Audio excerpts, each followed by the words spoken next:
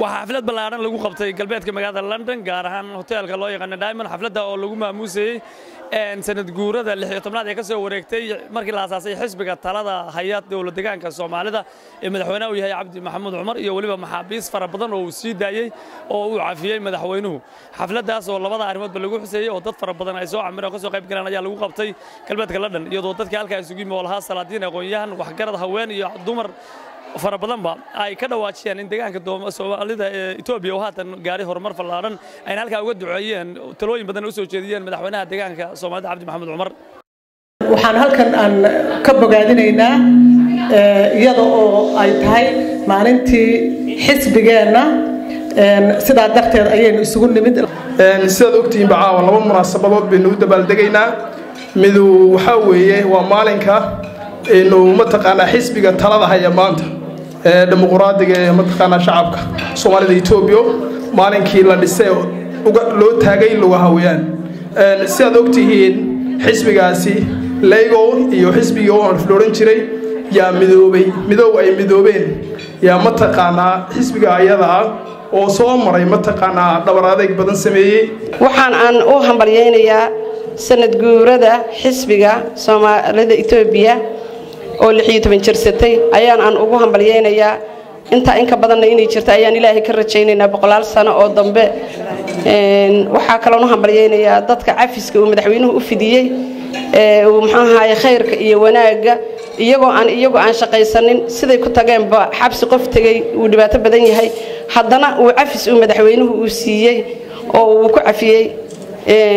ilaahay fadligiisa iyo wanaaga nolosha uu ku fadliyay aad baan idinku hambalyeynaya dadaalka dadaasheen iyo horumarkan aad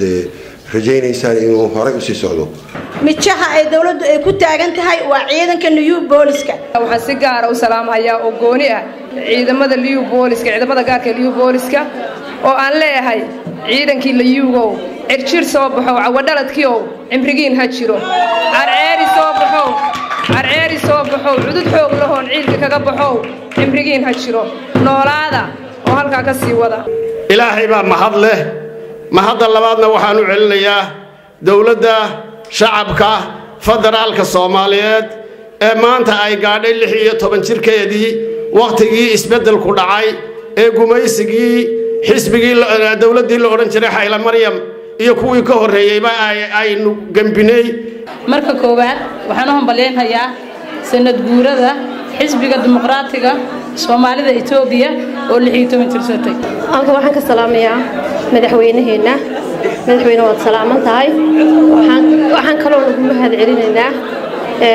dadkii maxaabiista ahaa ee la sii daayay aad iyo aad madaxweyne u mahadsan tahay waxyaalaha hadda ugu muhiimsan ee xukuumaddu ay qabatay waxaa ka mid ah waxa ka dhisan waxaan loo yaqaano primary schoolka ama ABE-ga 1340 school ayaa ka dhisan deegaanka Soomaalida Itoobiya la qodayo ee meelaha badan laga qodayo Cabdi Maxamed Cumarow waa inaad damco ceel ka qodaa waa inaad shacab buuhood la ceel ka qodaa waa inaad marqaan ceel ka qodaa waxa kale oo mahadnaqaya madaxweynaha oo keenay isbedelkan waxa ka horeysay 9 madaxweyne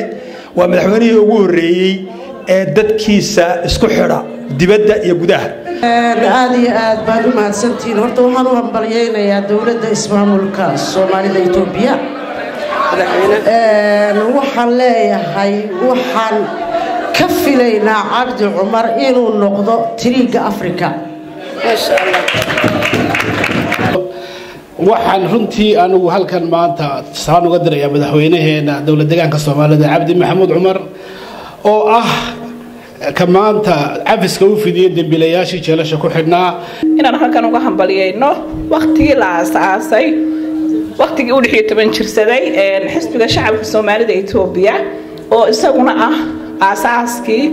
iyo wanaaga iyo maanta himilooyinkan aynu hiigsanayno madaxweynaha Cabdi Maxamed Cumar aabaha wadanka aad iyo aad baan u salaameynaa waana jecelahay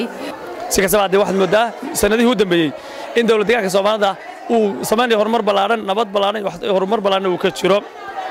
Axmed Awil Ismaaciil Axmed London Somsa TV London